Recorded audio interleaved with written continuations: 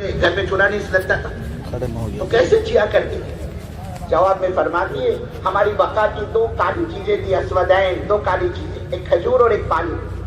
سوال کیا گیا ٹھیک ہے اماں جان، کھجور تو کالی ہوتی بھی ہے، پانی کالا؟ پانی تو کالا نہیں ہوتا۔ جواب میں فرماتی ہے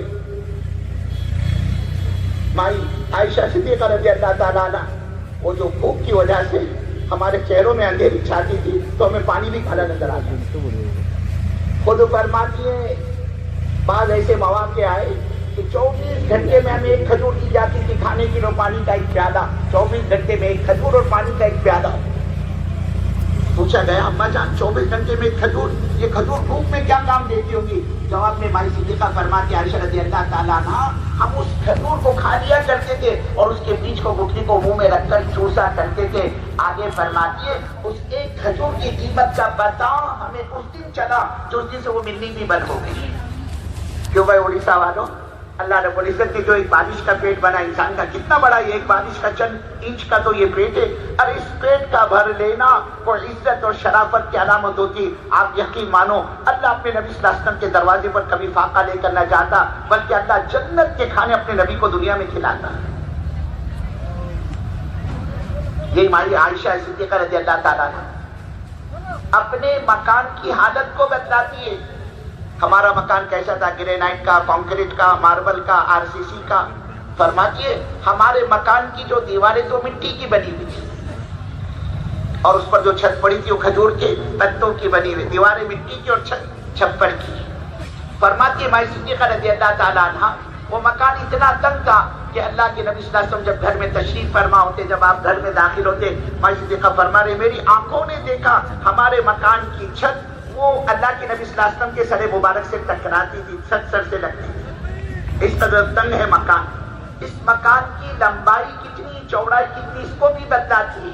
مائی صدیقہ فرماتی رضی اللہ تعالیٰ عنہ میں رات سوئی ہوا کرتی تھی چادر میں لپٹی ہوئی، اپنے کو پہلے کو پھیلا ہوئی، لیکن جب حضرت رسول پاک صلی اللہ علیہ وسلم کا سجدے میں جانے کا ارادہ ہوتا، آپ کا تو یہ معمول تھا، آپ کی لمبی نمازیں ہوا کرتی، قیام لمبا، قرات لمبی، رکوع لمبا، سجدہ لمبا۔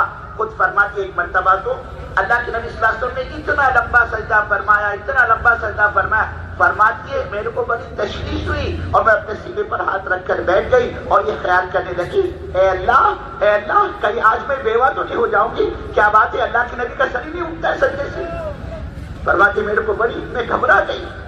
آگے فرماتی ہے میں نے اللہ کے نبی صلی اللہ علیہ وسلم کے پیروں کی انگلیوں پر جب نگاہ جمایا اور اس میں میں نے حرکت کی، تب میرے دل کو قرار آیا، میرے کو اطمینان ہوا کہ نہیں ابھی اللہ کے نبی صلی اللہ علیہ وسلم حیات ہیں۔ تو آپ کی لمبی نمازیں ہوا کرتی تھی، اور آپ فرماتے ہیں مائی صدیقہ میں آپ کے سامنے چادر میں لپٹی سوئی ہوا کرتی تھی، لیکن جب رسول پاک صلی اللہ علیہ وسلم کو سجدے میں جانے کی نوبت پیش آتی اور اللہ کے نبی صلی اللہ علیہ وسلم رکوع سے فارغ ہو کر سجدے میں جانا چاہتے، آپ سجدے میں جاتے ہوئے اپنے ہاتھوں سے میرے لمبے پھیلائے ہوئے پیروں کو یوں اشارہ کر دیا کرتے تھے، دھکا دے دیا کرتے تھے۔ مائی صدیقہ فرماتی اماں جان عائشہ رضی اللہ تعالیٰ عنہ میں اپنے لمبے پھیلائے ہوئے پیروں کو اپنے قریب کر لیتی تھی، اور پیروں کے قریب کر لینے کے بعد جو خالی جگہ سامنے بچتی تھی اور جو خالی جگہ سامنے نکلتی تھی اس خالی جگہ میں اللہ کے نبی صلی اللہ علیہ وسلم سجدہ فرمایا کرتے۔ یہ مکان کی تنگی کی حالت تھی، اور پھر یہ تو آپ کی اپنی ذاتی زندگی ہوگی، آپ کے اولاد کا کیا کیا آپ نے اپنے گھر والوں کو، اپنے خاندان والوں کو، اپنے رشتہ داروں کو، آپ کی 4 بیٹیاں تھی، حضرت فاطمہ، حضرت رقیہ، حضرت زینب، حضرت ام کلثوم، ان کو کیا دیا آپ نے؟ آپ کے چہیتے لاڈلے داماد تھے حضرت علی مرتضیٰ رضی اللہ تعالیٰ، کیا دیا آپ نے اپنے داماد کو؟ آپ کے لاڈلے نواسے تھے حضرت امام حسن رضی اللہ تعالیٰ، حضرت امام حسین رضی اللہ تعالیٰ، ان حسنین کو کیا دیا اللہ کے نبی صلی اللہ علیہ وسلم نے؟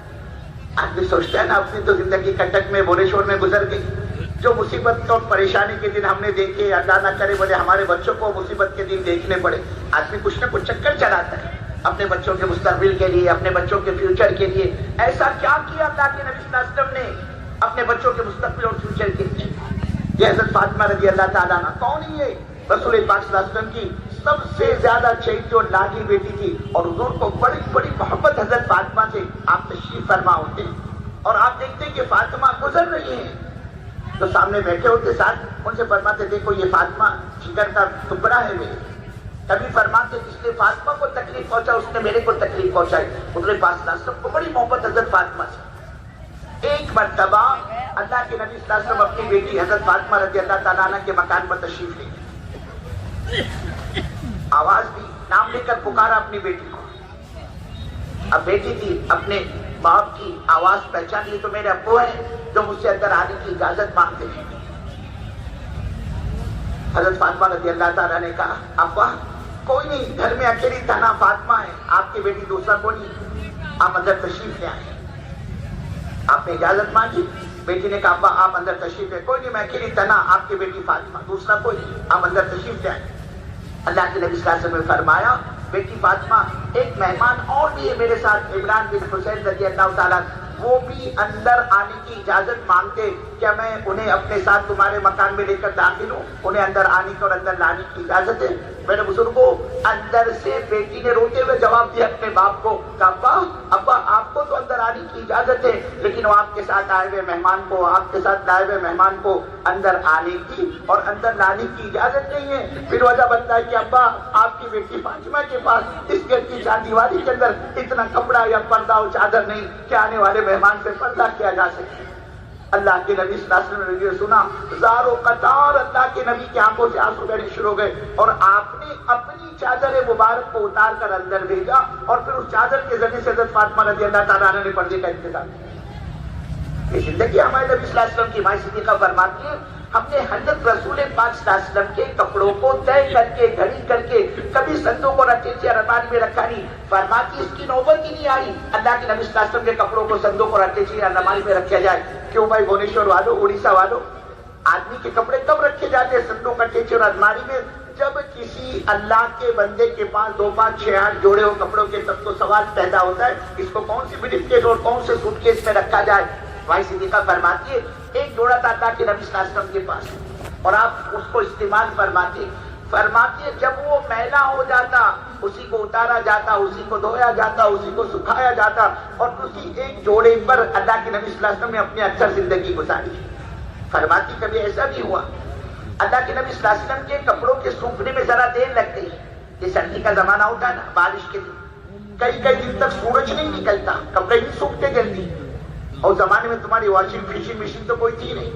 بھائی صدیقہ فرماتی ہے اللہ کے نبی صلی اللہ علیہ وسلم کے کپڑوں کے سوکھنے میں ذرا دیر لگ گئی, اور ادھر نماز کا وقت ہو چلا, اور حضرت رسول پاک صلی اللہ علیہ وسلم کی مسجد کے مؤذن حضرت بلال حبشی رضی اللہ تعالیٰ اللہ کے نبی کے در پر حاضر ہوئے اور فرمایا یا رسول اللہ صلی اللہ علیہ وسلم, نماز تیار ہے, جماعت تیار ہے, لوگوں کو آپ کا انتظار ہے, آپ چل کر نماز پڑھائیں. مائی صدیقہ فرماتی ہے اللہ کی قسم ان 2 گیلے بھیگے ہوئے کپڑوں کے علاوہ کوئی تیسرا سوکھا کپڑا اللہ کے نبی کے پاس نہیں تھا جس کو پہن کر آپ نماز پڑھاتے. آپ نے ادھار مانگ کر کپڑا لیا ہے اور جا کر نماز پڑھائیے. میرے بزرگوں, یہ بہترین کپڑوں کے جوڑوں کا مل جانا کوئی عزت اور شرافت کی علامت ہوتی. آپ یقین مانو اللہ جنت کا لباس اپنے نبی کو دنیا میں پہنا تھا, بلکہ اللہ نے تو پیش کیا اپنے محبوب پر دنیا کو. اللہ کہہ رہے ہو ہمارے محبوب صلی اللہ علیہ وسلم کون سی نبوت چاہیے آپ کو؟ بادشاہت والی, ہم دینے کے لیے تیار ہیں. نبی جی آپ سن لیجئے, یہ جو مکے کے پہاڑ ہیں ہم ان پہاڑوں کو سونے کا بنا دیں گے. جہاں جہاں آپ تشریف لے جائیں گے یہ پہاڑ آپ کے ساتھ ساتھ آپ کے پیچھے پیچھے چلیں گے. آپ جتنا چاہو اس میں سے استعمال فرما دیں.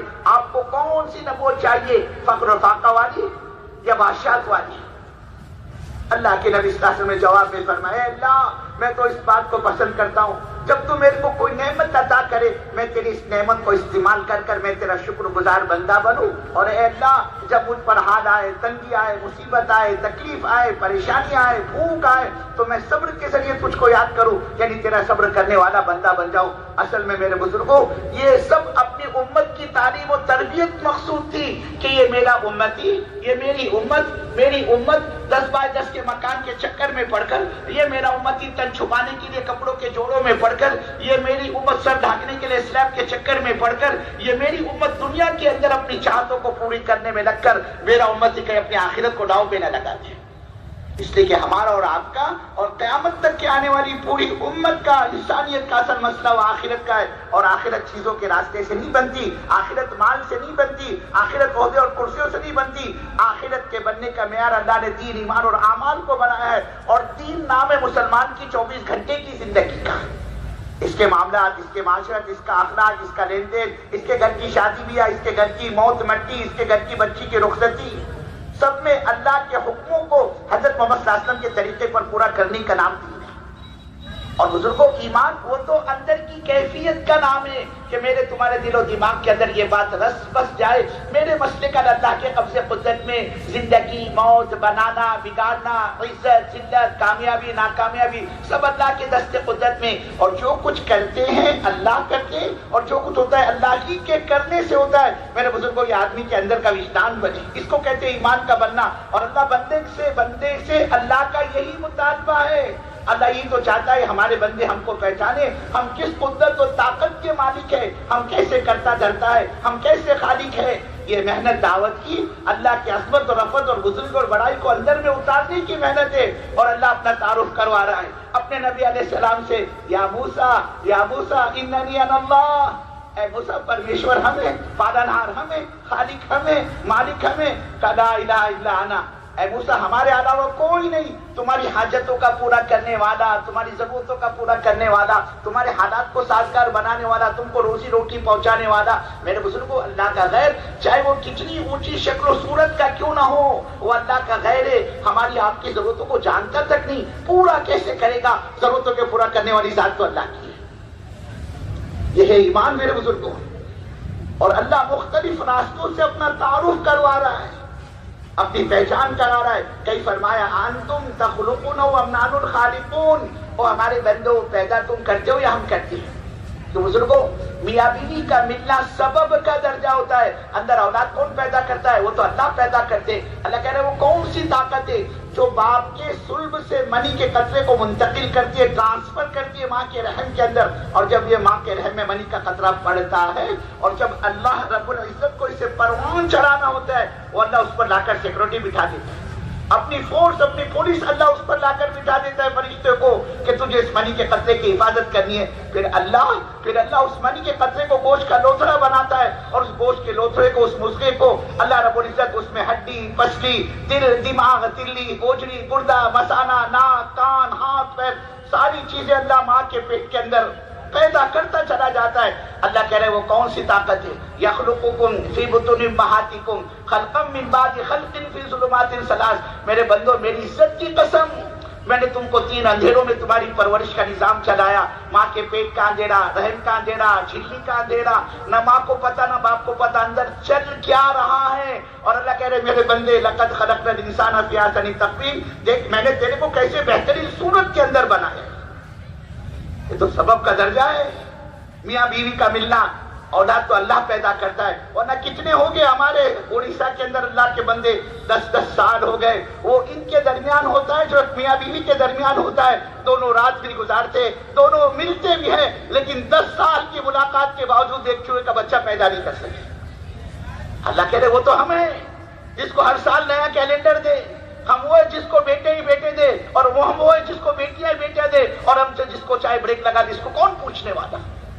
اللہ کہہ رہے کون سی طاقت ہے جو 9 مہینے تم کو تمہارے ماؤں کے پیٹ میں رکھ کر ہم نے تمہاری پرورش کا نظام چلایا، اور جب یہ اللہ کا بندہ 9 مہینے کے ماں کے پیٹ کا زمانہ پورا کر کے ماں کی گود میں آیا، کیا کہہ لیں اس خالق کے کائنات کے، وہ اللہ نے اپنے بندے کو بھلایا نہیں، فوراً ماں کے سینوں کے اندر دودھ کے فوارے اللہ نے جاری کر دیے۔ اور کیسا دودھ؟ گرمی کے زمانے میں اگر بچہ پیدا ہو، اللہ ماں کے سینے سے، ماں کی چھاتی سے سرد دودھ سپلائی کرتے، سرد دودھ برآمد کرتا ہے۔ اللہ کو پتا ہے باہر گرم موسم، ٹیمپریچر 50 تک پہنچ گیا، اور اگر میں نے اس کے ماں کے دودھ کی تاثیر کو نہیں بدلا، گرم کو سرد نہیں کیا، یہ معصوم بچہ، یہ کمزور میدے والا بچہ اس کو پیے گا، اس کا میدا ماں کے دودھ کی گرمی کو برداشت نہیں کر پائے گا، دست ہو جائے گی، الٹی جلاب شروع کر دے گا، یہ اس کے پورا بدن کا پانی سوکھ جائے گا، یہ اکڑ جائے گا، یہ ہلاک ہو جائے گا۔ اور اللہ کو تو ہلاکت سے بچانا ہے۔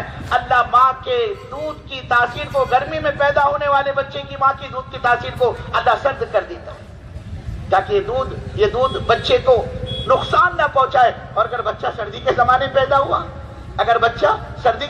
پیدا ہوا، وہ اللہ ماں کے دودھ کی تاثیر کو گرم کر دیتا ہے۔ جانتا ہے یہاں تو سب کمبل میں لپٹے ہوئے ہیں، لحاف میں لپٹے ہوئے ہیں، اور اوپر سے رضائی میں لپٹے ہوئے ہیں، اس حال کے اندر اگر میں نے بچے کے ماں کے دودھ کی تاثیر کو گرم نہیں کیا، یہ بچہ ماں کا سرد دودھ پیے گا، اس کا سینہ بھر جائے گا، اس کے سانس لینے میں تکلیف ہوگی، اس کی سانس اٹکے گی، اس کی ماں پریشان ہوگی اور اپنے شوہر کو کہی اجی دیکھو دیکھو میرا بچہ، میرے بچے کی سانس رک رہی ہے، اس کی سانس اٹک رہی ہے، دیکھو اس کی جان نکل رہی ہے۔ باپ پریشان ہوگی، باپ پریشان ہوگا، اور اس اللہ کو، اس ماں باپ کو، اس بچے کے ماں باپ کو پریشانی سے بچانا ہے۔ وہ اللہ کیا کرتا ہے بزرگوں، اڑیسہ والوں، ماں کے دودھ کی تاثیر کو گرم کر دیتا ہے۔ اب اگر سینے کو چیرو گے، وہاں کوئی فریج، وہاں کوئی ہیٹر، وہاں کوئی ریفریجریٹر نہیں ملے گا۔ یہ سب کہاں سے آ رہا ہے؟ اللہ کہہ رہا ہے میں اپنے خزانے سے سپلائی کرتا ہوں۔ تم ہم کو پہچانو، انتم تخلقون ام نحن الخالقون، تم کرتے ہو یا پیدا ہم کرتے ہیں؟ انتم تزرعون ام نحن الزارعون، اللہ کہتا ہو اڑیسہ والوں کھیتی تم کرتے ہو یا ہم کرتے ہیں؟ تم نے تو دانے کو زمین میں ڈالا اور تم الگ ہو گئے۔ ارے وہ کون سی طاقت ہے جو تمہارے زمین میں دانے ہوئے دانے کو سڑاتی ہے، اور اس سڑے ہوئے دانوں کے اندر سے ہم کوپل نکالتے ہیں، اور اس کوپل کے اندر ہم وادیاں بھرتے ہیں، اور ان وادیوں کے اندر اپنے قدرت سے ہم غلہ پیدا کرتے۔ اللہ فرما رہے کھیتی تم کرتے ہو یا ہم کرتے؟ کئی فرمایا انتم انزلتموہ من المزن ام نحن المنزلون، اے ہمارے بندو آسمان سے پانی تم برساتے ہو یا ہم برساتے ہیں؟ پورے اڑیسہ کا چکر کاٹ لو، کہیں آپ کو پانی کا ٹینک نہیں ملے گا۔ یہ تو کٹک والوں کی ٹنکی ہے، یہ تو جاجپور والوں کی ٹنکی ہے، اور یہ جو ہے پوری والوں کی پانی کا ڈیم بنا ہوا ہے، اور یہ راول قلعے والوں کا، یہ مہاراشٹر والوں کا، اور یہ گجرات والوں کی ٹنکی، اور یہ کرناٹک اور بہار اور بنگال والوں کا پانی کی جھیلیں۔ کہیں آسمانی نظام میں آپ کو پانی کی کوئی جھیل، پانی کی کوئی سبیل، پانی کی کوئی ندی، پانی کی کوئی نہر نظر نہیں آئے گی۔ یہ سب کہاں سے آتا ہے؟ اللہ کہہ رہے میری عزت کی قسم، جب مجھے برسانا ہوتا ہے آسمان سے ہر برسنے والے پانی کے قطرے کے ساتھ میں نے ایک فرشتہ مقرر کیا ہے، اور اس فرشتے کی ذمہ داری ہے اس پانی کی بوند کو تجھے اڑیسہ میں برسانا ہے، گجرات میں برسانا ہے، کرناٹک اور بہار اور بنگال کے کس حصے میں، یہ دنیا کے کس ملک میں تجھے اس قطرے کو پہنچانا ہے۔ اور جب تک وہ فرشتہ اپنی ذمہ داری پوری کر نہیں لیتا، اس کی ذمہ داری پوری نہیں ہوتی۔ اللہ کہہ رہے میرے بندو آسمان سے پانی تم برساتے ہو یا ہم برساتے ہیں؟ اننی انا اللہ، کوئی نہیں ہمارے علاوہ۔ اور جس لفظ سے اللہ نے اپنا تعارف کروایا سیدنا موسیٰ علیہ نبینا علیہ السلام کے، اسی کا بڑا عجیب و غریب واقعہ اللہ اپنے پاک کلام میں بیان کر رہا ہے۔ اللہ کہہ رہا ہم قصے اور کہانی نہیں سناتے، ہم نے ان واقعات کے عبرت کی اور نصیحت کا سامان تیار کیا کہ یہ تو ابھی ماں کے پیٹ میں ہے، ابھی تو پیدا بھی نہیں ہے سیدنا موسیٰ علیہ نبینا علیہ السلام، اور جب نجومیوں نے خبر دے دی وقت کے ظالم بادشاہ کو کہ تیری حکومت میں بنی اسرائیل میں ایک بچہ پیدا ہوگا جو تیرا تخت اور تاج اور حکومت اور سلطنت سب کو تہس نہس اور تباہ اور برباد کر کے چھوڑے گا۔ اب وہ فرعون جو خدائی کا دعویٰ کرتا تھا انا ربکم الاعلی، اللہ نے ایسی صحت دے دی اس کو کہ 40 دن میں ایک مرتبہ بیت الخلا جاتا تھا قضاء حاجت کے لیے۔ جب اس کو خبر کو سنا، اب دن میں 40 مرتبہ لوٹے لے کر بھاگنا شروع کر دیا۔ راتوں کی نیندیں اس کی حرام۔ کہ کون ہوگا وہ میری حکومت میں پلے گا اور مجھ سے مقابلہ کرے گا اور میرا ملک مجھ سے چھین کر مجھ کو ہلاک اور برباد کر دے گا؟ راتوں کی نیندیں حرام ہو گئی اس کی۔ اس نے پارلیمنٹ کا اجلاس بلایا، سارے چودھری سارے وزراء کو جمع کیا، اس کی میٹنگ ہوئی کہ یہ بات ہم تک پہنچی ہے اور اس سے کیسے نمٹا جائے۔ بات چلی، آخر بات اس نتیجے پر پہنچی یہ جو بنی اسرائیل خاندان ہمارے یہاں آباد ہے، ہم اپنا آدمی ان کے گھروں پر مقرر کرتے، جہاں جس بنی اسرائیل کی عورت کو لڑکا پیدا ہو فوراً اس کو قتل کر دیا جائے، اور لڑکی پیدا ہو تو چھوڑ دو اس کو اس کے حال پر۔ فرعون کے پارلیمنٹ میں یہ قانون پاس ہوا۔ اس قانون کا پاس ہونا تھا بزرگوں، اس ظالم نے نہ جانے کتنے ہزاروں بے گناہ معصوم بچوں کو موت کے گھاٹ اتارا، اور وہ اللہ ہے میرے بزرگوں۔ ادھر سیدنا موسیٰ علیہ نبینا علیہ السلام کے والدہ محترمہ پریشان، اے اللہ یہ کیا مصیبت، یہاں تو جس مائی کے بچہ پیدا ہوتا ہے اس کی تو گردن اڑا دی جاتی ہے، اگر مجھے بچہ پیدا ہوا تو میرے بچے کا کیا بنے گا؟ لیکن چونکہ وہ اللہ ہے، اللہ فرما رہے ہم نے اپنی بندی کے دل میں یہ بات ڈالی، فَأَوْحَيْنَا إِلَىٰ أُمِّ مُوسَىٰ أَنْ أَرْضِعِيهِ، ارے آپ تو ماں ہو، آپ تو ماں ہونے کا رول ادا کیجئے، ماں ہونے کا کردار ادا کیجئے۔ ماں کی کیا ذمہ داری ہے؟ بچوں کو دودھ پلانا، انرجی، آپ تو اپنا کام کرتے گئی۔ فَإِذَا خِفْتِ عَلَيْهِ فَأَلْقِيهِ فِي الْيَمِّ وَلَا تَخَافِي وَلَا تَحْزَنِي إِنَّا رَادُّوهُ إِلَيْكِ وَجَاعِلُوهُ مِنَ الْمُرْسَلِينَ۔ آخر ماں تو ماں ہی ہوتی ہے نا۔ فرمایا جب تمہیں ڈر لگے، گھبراہٹ ہو کہ اب تو کوئی فرعون میرے گھر میں داخل نہ ہو جائے, میرا بچہ گود سے نہ چھین لیا جائے اور پھر اس کی گردن نہ اتار دی جائے. اللہ کہہ رہے وہ کیا مارے وہ کیا کہتے, ہماری بندی تم تو اپنے بچے کو دودھ پلاتے رہے, لیکن جب تمہیں خطرہ محسوس ہو تم فوراً صندوق تیار کر کے بچے کو صندوق میں رکھ کر دریا کے بہاؤ میں بہا دینا. او اللہ سبحان تیری قدرت, میں تو ایک طرف اپنے بچے کو موت کے منہ سے بچانا چاہ رہی ہوں اور آپ کا حکم کہ اس کو پانی میں دریا کے بہاؤ بہا دیا جائے. اللہ فرما رہے ہو ہماری بندی لا تخافی ولا تحزنی, گھبرانے کی اور فکر کرنے کی ضرورت نہیں, ہماری عزت کی قسم اس بچے کی حفاظت کی ذمہ داری ہم لیتے ہیں اور اس بچے کی ہم حفاظت ہی نہیں کریں گے بلکہ تاج نبوت کے ساتھ اس کو واپس کریں گے. ماں کو قرار آ گیا, ماں کو اطمینان ہوگا کہ چلو خطرہ ٹل گیا, اللہ نے حفاظت کا وعدہ کر دیا. ماں نے دودھ پلانا شروع کیا, لیکن جو ہی سیدنا موسیٰ علیہ نبینا علیہ الصلوۃ والسلام کے والدہ محترمہ نے خطرہ محسوس کیا, اے وہ یہ تو فرعون کی گشت کیوں بڑھ گئی ہمارے بستی میں, کہ ایسا تو نہیں کہ انہوں نے گھر گھر میں تلاشی شروع کر دی ہو, کہ ایسا نہ ہو کہ میرا بچہ ان کے ہاتھ لگ جائے اور وہ اس کو موت کے گھاٹ اتار دے. اور میرے بزرگ کو ہوتا وہی ہے جو اللہ چاہتے, بندے کی چاہت کو کوئی دخل نہیں ہے. یا وہی ہوا, سیدنا موسیٰ علیہ السلام پیدا ہوئے, ماں کی فکر ماں کی گھبراہٹ بڑی ہوئی ہے. جیسے ہی ماں نے خطرہ محسوس کیا صندوق تیار کیا اور اس بچے کو صندوق پر رکھ کر دریا کے بہاؤ میں اس صندوق کو بہا دیا. اور ساتھ میں کی جو بیٹی تھی ہمشیرہ حضرت موسیٰ علیہ السلام کی بہن, اس سے کہا کہ بیٹی اس صندوق پر تم نگاہ رکھنا اور دیکھنا یہ صندوق جاتا کس طرف, مشرق کی جانب, مغرب کی جانب, شمال کی جانب, جنوب کی جانب. اب اس صندوق نے بہنا شروع کیا اور بزرگوں صندوق ایسی جگہ جا کر اٹکا پہنچا جہاں سے بچے کے قتل کا قانون پاس ہوا. سامنے بادشاہ کا محل ہے اور یہ دریا بہ رہا ہے اور یہ پانی کی لاٹیں, پانی کی موجود صندوق کو بہا کر بادشاہ کے محل کی دیوار سے ٹکراتی ہے اور پھر وہ ٹکرا کر دوبارہ پیچھے کی طرف بڑھتا ہے, پھر دوسری لہر اس کو آگے بڑھاتی ہے اور وہ دیوار سے ٹکرا کر پھر پیچھے کی طرف آتا ہے.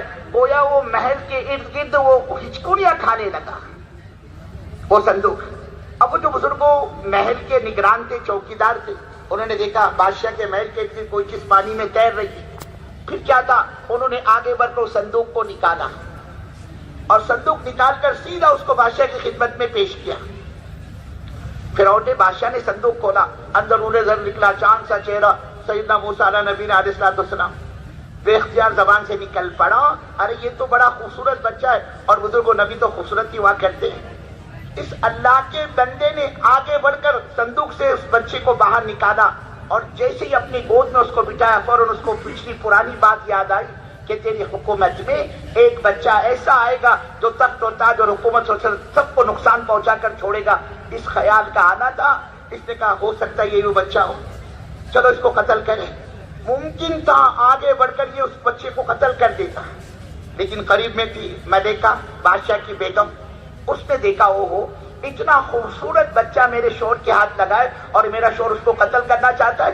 اس نے للاجت کے ساتھ منت اور خوشامد کرتے ہوئے آگے بڑھ کر اپنے شوہر کا ہاتھ پکڑ لیا اور بڑے عاجزانہ طور پر کہا بادشاہ سلامت لا تقتلوا عسى ان ينفعنا او نتخذه ولدا. بادشاہ سلامت آپ اس بچے کو قتل نہ کرے, عسى ان ينفعنا, ہو سکتا ہے یہ بچہ ہم کو نفع پہنچائے, اور نتخذه ولدا, یہی کہ کیوں نہ ہم اس کو اپنا بیٹا بنا لے, اولاد کی طرف اس کو پالیں گے. اب بزرگوں جب گھر والی کی طرف سے بات آئی تھی نا, اب یہ مجبور ہو گیا سوچنے پر اب کیا کیا جائے. اگر میں بچے کو قتل کرتا ہوں تو یہ بھوک ہڑتال کرے گی, پھر یہ محل کیا ہے ماتم بن جائے گا, سارے میری زندگی کے احسانات پر یہ پانی پھیر دیں گی. عورت کا تو معاملہ ہے نا بزرگوں, اڑیسہ والوں, زندگی بھر احسان کرتے رہو, پانی بھرتے رہو تم اس کے سامنے. ایک مرتبہ اگر مزاج کے خلاف کوئی بات ہو گئی نا, پوری زندگی بھر کے احسان پر پانی پھیر دیتی.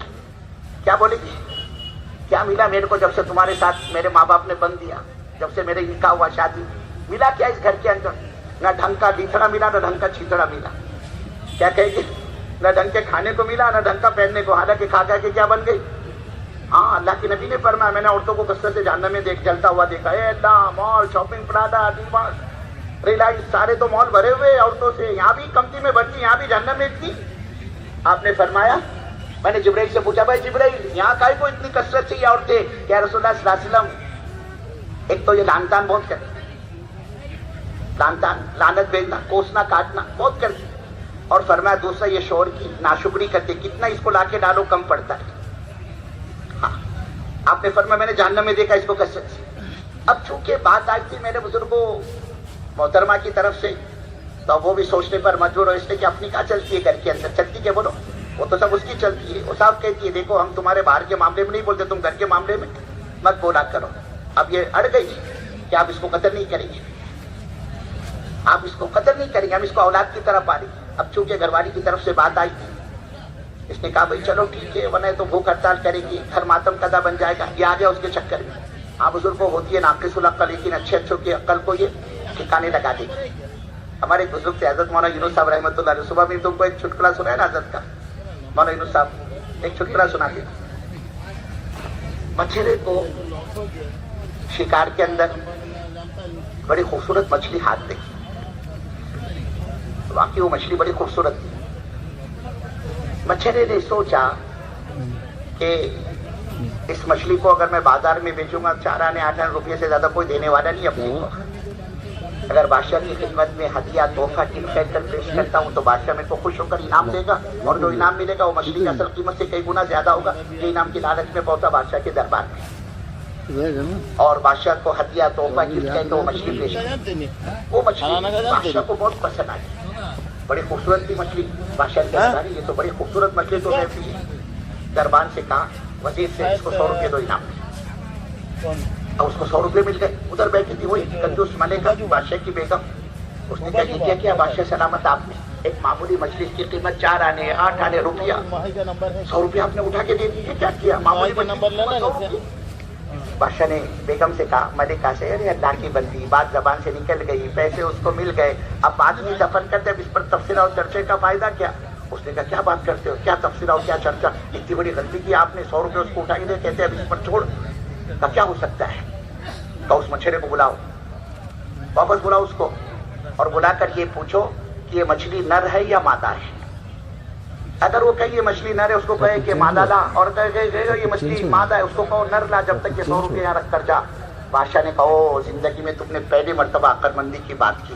آ گیا اس کے چکر میں وہ. بادشاہ نے مچھلی کو بلایا. مشورہ بھی پریشان سب معاملہ ہو گیا رفع دفع. پھر کائے کو بلایا میرے کو بادشاہ نے کہا حضور فرمائیے کیا حکم ہے. مچھلی نے پوچھا. بادشاہ نے کہا یہ جو مچھلی تم نے ابھی ہم کو دی یہ مچھلی نر ہے یا مادہ ہے. تو اس نے ہاتھ جوڑ کر کہا وہ بھی جو ہے اڑیسہ والوں کی طرح ہوشیار تھا سمجھ گیا دال میں کالا ہے کچھ. اس نے ہاتھ جوڑ کے کہا بادشاہ سلامت معاف کیجیے گا یہ مچھلی نہ نر ہے نہ مادہ ہے حضور یہ بیچ کی مخلوق ہے. بادشاہ نے خوش ہو کر کہا ارے اس کو اور 200 روپے انعام. اب اس کو اور اسے 100 روپے مل گئے. اب وہ 100 روپے اٹھاتے اٹھاتے پیسہ 2 پیسہ زمین پر گر گیا. مچھلی نے آگے بڑھ کے وہ 2 پیسے بھی اٹھائے. پھر ملکہ نے منہ ڈالا بیچ میں دیکھو دیکھو جی کنجوس لگتا ہے کیا فائدہ. چلو تم نے اس کو دیا ٹھیک ہے لیکن ایسے کنجوس کو دینے کا فائدہ کیا. 2 پیسے بھی نہیں چھوڑا اس کو بھی آگے بڑھ کر اٹھایا. اتنے پیسے ہم نے اس کو دیے پیسہ 2 پیسہ چھوڑ دیتا اس کو. کنجوس لگتا ہے یہ جمع کر کے رکھے گا خرچ نہیں کرے گا. اور فائدہ کیا ایسے کنجوس کو دینے کا جو خرچ نہ کرے جمع کر کے رکھے. بادشاہ کہنے لگا ہاں کنجوس تو رکھتا ہے. دوبارہ اس کو بلایا اور بلا کے کہا اللہ کے بندے اتنے پیسے تیرے کو ہم نے دیے پیسے 2 پیسے زمین پر گرے اس کو گرنے دیتا اس کو چھوڑ دیتا کیا ضرورت ہے اس کو اٹھانے کی. مچھلی نے کہا بادشاہ سلامت بات پیسے 2 پیسے کی نہیں ہے. جو پیسہ زمین پر گرا اس پر آپ کی تصویر بنی ہے فوٹو ہے آپ کا نام لکھا ہوا ہے آپ کا. کسی کا پیر پڑ جاتا آپ کے نام کی بے عدلی ہوتی اس لیے میں نے اٹھایا. بادشاہ نے کہا اس کو اور 200 روپے. وہ قریب میں ہوشیار وزیر بیٹھا تھا اس نے کہا حضور یہ عورت کے چکر میں نہ پڑے آپ یہ آپ کا خزانہ خالی کر دے گی. لیکن اللہ کیا کہہ رہا ہے وہ جو ہماری بندی جس نے کہا نا لا تقتلوا عسى أن ينفعنا أو نتخذه ولدا. وہ بادشاہ سلامت آپ اس بچے کو قتل نہ کرے ہو سکتا ہے یہ بچہ آپ کو نفع پہنچائے گا. دیکھو نا ہم اس کو اپنا بیٹا بنا لے اولاد کی طرف اس کو پالیں گے. اللہ فرما رہے وہ تو ہماری نیک بندی وہ تو ہماری نیک بندی ہے. بادشاہ نے تسلیم کر دیا چلو بھائی ٹھیک ہے اس بچوں کو ہم پالیں گے. اب سب سے اہم مسئلہ آیا بچے کے دودھ پلانے کا. اس بچے کو دودھ کون پلائے. سارے ایجپٹ میں کیرو میں مصر میں بات چلی رائل فیملی کا بچہ آیا ہے رائل فیملی میں بچہ آیا ہے شاہی گھران میں اس کو دودھ پلانا ہے. اور اس زمانے میں بزرگوں عورتیں اجرت پر دودھ پلایا کرتی، دیہات کے آتی، شہروں میں آتی، شہروں سے وہ بچے لے جاتی، اس پر ان کو اجرت بھی ملتی تھی اور انعام بھی ملتا تھا۔ اب اجرت اور انعام کی لالچ میں دیکھتے ہی دیکھتے شاہی محل دودھ پلانے والوں سے بھر گیا، اور ہر ایک کی یہ تمنا اس بچے کو دودھ کے پلانے کا ہم کو موقع ملے، اجرت کے ساتھ انعام بھی ملے گا۔ لیکن اس بچے کا یہ حال ہے، 20 دودھ پلانے والی ماؤں کی گودوں میں اس بچے کو ڈالا جا رہا ہے، لیکن وہ بچہ کسی مائی کو دودھ کو پینا تو بہت دور کی بات، دودھ کی طرف لپکنے کے لیے چھونے کو تیار ہے۔ ادھر سارا دربار پریشان، دودھ پلانے والیاں پریشان، بیگم پریشان، بادشاہ پریشان۔ یہ تو عجیب بچہ ہے، یہ تو عجیب بچہ ہے، کسی مائی کے دودھ کو چھونے کے لیے تیار ہے، ہر ایک پریشان میرے بزرگوں۔ اور وہ بچہ دودھ کیسے پیتا؟ اللہ کہہ رہے وَحَرَّمْنَا عَلَيْهِ الْمَرَاضِعَ وَحَرَّمْنَا عَلَيْهِ الْمَرَاضِعَ، خبردار ہے موسیٰ، خبردار ہے موسیٰ، جو کسی مائی کے دودھ کو پیا اس بچے کی کیا مجال ہو کسی مائی کے دودھ کو چھوتے، تو خبردار کسی مائی کے دودھ کو تم نے ہاتھ لگا۔ ادھر ہر ایک پریشان۔ اسی مجلس میں سیدنا موسیٰ علیہ نبینا علیہ السلام کی ہمشیرہ موجود تھی، اور یہ سارا ماجرا اپنی آنکھ سے دیکھ چکی تھی۔ اس نے ظاہر نہیں کیا میں اس کی بہن ہوں، اس نے آگے بڑھ کر کہا بادشاہ سلامت، میں ایک بہت ہی نیک عورت کو جانتی ہوں، کیسا عزت کرنے والا بچہ کیوں نہ ہو، وہ اس مائی کے اس عورت کے دودھ کو ضرور پیتا ہے، آپ اجازت دے تو میں اس کو حاضر کروں۔ بادشاہ نے اجازت دی۔ یہ اللہ کی بندی گھبرائی ہوئی، ڈری ڈری، سہمی اپنی ماں کے پاس پہنچی، اپنے بھائی کا سارا واقعہ اپنی ماں کو سنا اور کہا ابا جان آپ جلدی چلیے، ایسا نہ ہو کہ بھائی جان ہمارا بھوک کی وجہ سے اپنی جان دے دے۔ ماں بیچاری پریشان حال، پسینے میں شرابور، گھبرائی ہوئی، ڈری ہوئی، سہمی ہوئی، محل کے اندر پہنچی، اور جو ہی اس بچے کو ماں کی گود میں ڈالا گیا، بچے نے لپک کر ماں کا دودھ پینا شروع کر دیا۔ میرے بزرگوں والوں، اللہ اپنی رزاقیت کو، اللہ اپنے قہار اور جبار اور خالق اور مالک ہونے کو بتلا رہا ہے کہ دیکھو جس وقت ماں نے بچے کو صندوق میں رکھا، ہم نے ماں کے ہاتھوں ماں کو بچے کے لیے صندوق میں دودھ کی بوتل رکھنے نہیں دی، اور ہم نے اس بچے کو وہاں پہنچایا جہاں سے بچے کے قتل کا قانون پاس ہوا تھا، اور جب بچہ وہاں پہنچا شاہی محل کے اندر، وہاں بھی ہم نے کسی مائی کے دودھ کو پینے نہیں دیا۔ اللہ ہم کو اور آپ کو سمجھانا چاہ رہا ہے، اور ہمارے بندو جب ہم کسی کی پرورش کا نظام چلانا چاہتے ہیں، ارے وہ دودھ کی بنیاد پر نہیں پلتا، وہ دودھ کی بنیاد پر نہیں جیتا، ارے وہ تو ہمارے جلانے سے جیتا ہے، وہ کیا مارے وہ کیا کاٹے، جس نے جس بچے کی خاطر نہ جانے کتنے معصوم بے گناہ بچوں کو موت کے گھاٹ اتارا۔ اللہ اپنی قدرت، اپنی شکتی، اپنی طاقت کو بتلانا چاہ رہے، جب ہم پرورش کا نظام چلانے پر آتے پھر دشمن کے ہاتھوں نبی کی پرورش کر کے بتلاتے، تم ہم کو پہچانو، یہ یقین کا سرمایہ اندر سے نکل چکا، اور اللہ مختلف راستوں سے ہمارا اپنا تعارف فرما رہا ہے۔ کئی فرمایا میرے بندو میری عزت کی قسم، سارے کائنات کا چلانے والا میں ہوں، قل اللہم مالک الملک تؤتی الملک من تشاء وتنزع الملک ممن تشاء وتعز من تشاء وتذل من تشاء بيدك الخير انك على كل شيء قدير۔ اللہ کہہ رہا ہے سارا نظام کائنات ہمارے چلانے سے چل رہا ہے، ان سب پر ہمارا قبضہ اور ہمارا تابع ہے، اس میں سے ہم جس کو چاہتے ہیں ملک عطا کرتے، جس سے چاہتے ہیں ملک کو چھین لیتے، جس کو چاہے ہم عزت دے، جس کو چاہے ہم ذلیل کرے، ہم